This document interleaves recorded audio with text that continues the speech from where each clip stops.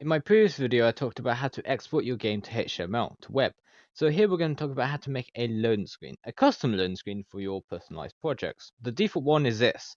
It's pretty bland, pretty basic, so let's go ahead and modify it. To do this, we need to go ahead and use hacks. So let's go to the scene tab and create a new hack script. Create a new one called loading screen and essentially just click edit and open it up in your editor of choice. Now let's go ahead and paste in the code you're going to find in the description, and this is what you're going to get.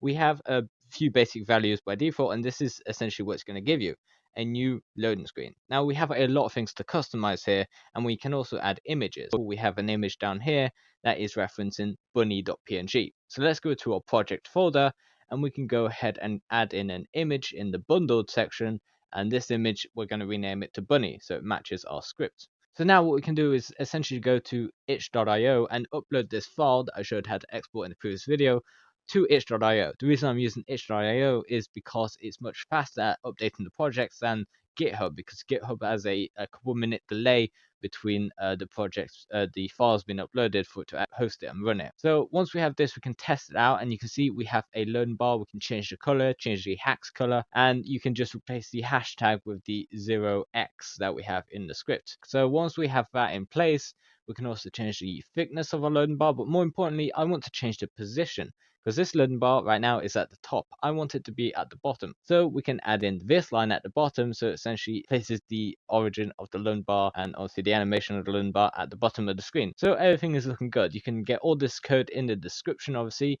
You can replace the bunny.png image with whatever image you want, your studio logo, your company logo, whatever, your avatar.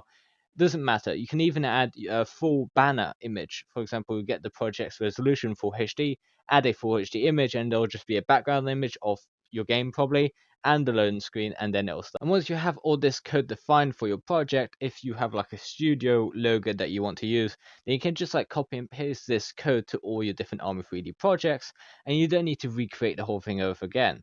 So it's a very useful thing to know, and it allows you to make your game look a lot more professional and a lot more personalized. So thanks so much for watching, and I hope to see you again someday.